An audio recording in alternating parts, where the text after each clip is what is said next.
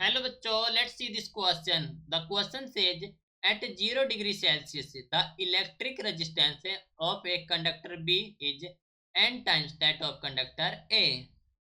The temperature coefficient of resistance for conductors A and B are alpha 1 and alpha 2 respectively.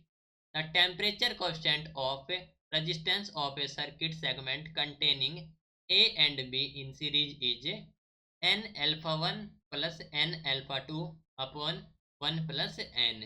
Second है n alpha 1 minus n alpha 2 upon 1 plus n.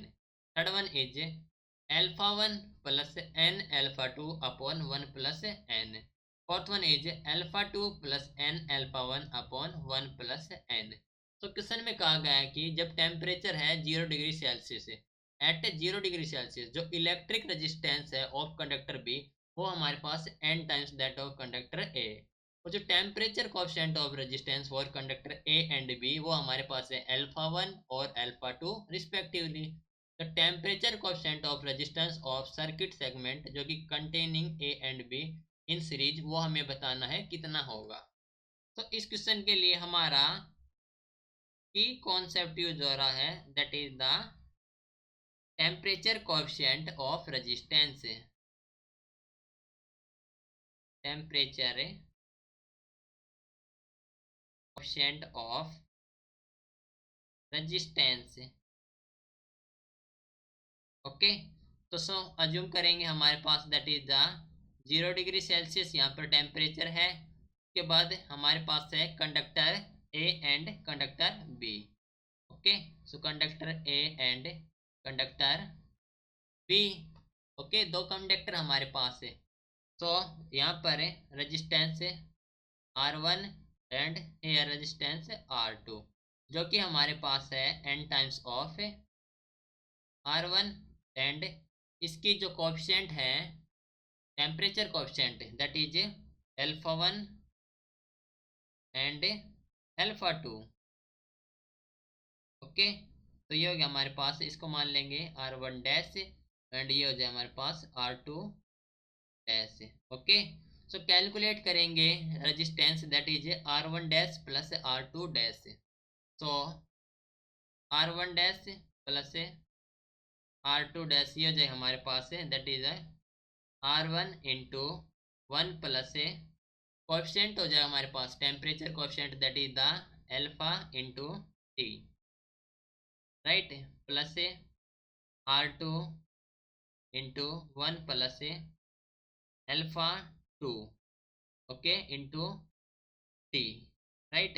यहाँ पर हमारे पास alpha 1 and alpha 2 है तो ये हो जाएगा अल्फा 1 और ये हो जाए अल्फा 2। सो फ्रॉम हेयर ये हो जाए हमारे पास R1 into 1 plus alpha 1 T plus R2 के स्थान पर हम यूज करेंगे एन R1 तो that is an R1 into 1 plus alpha 2 into T.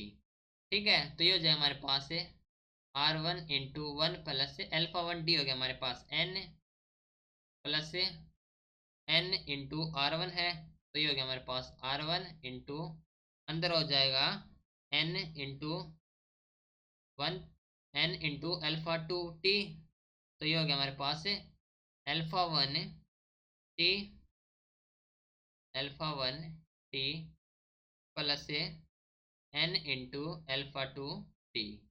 ठीक है, so from here R1 into 1 plus n plus R1 into alpha 1 T plus n into alpha 2 T ये हो जाएगा हमारे पास तो यहाँ से R1 को कॉमन लेंगे।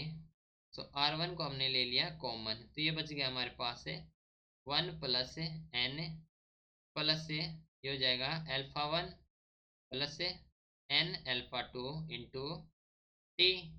ओके, नाउ यहाँ पर हम अज्यूम करेंगे इसको फर्स्ट वन इक्वेशन 1। सो यहाँ से जो अल्फा एस को हम लेंगे that is the temperature coefficient of series combination of A and B. Okay, that is the temperature coefficient, right. So R1 dash plus R2 dash कितना हो जाएगा, R1 dash plus R2 dash that is equal to the R1 plus R2 into 1 plus alpha of S T, ठीक है। तो ये हो गया हमारे पास R1 प्लस R2 को लिखेंगे N R1, so R1 plus N R1 into 1 plus alpha S T that is equal to the, ये हो जाएगा हमारे पास R1 और 1 plus N into 1 plus alpha S T, right. So from here जो R1 आ जाएगा हमारे पास R1 that is 1 plus N into 1 plus N plus, ये हो जाएगा हमारे पास 1 plus N into alpha S T, right. This is the equation second. तो हमारे पास इक्वेशन फर्स्ट है एंड इक्वेशन सेकंड है, तो कंपेयर करेंगे इक्वेशन फर्स्ट को विद द इक्वेशन सेकंड।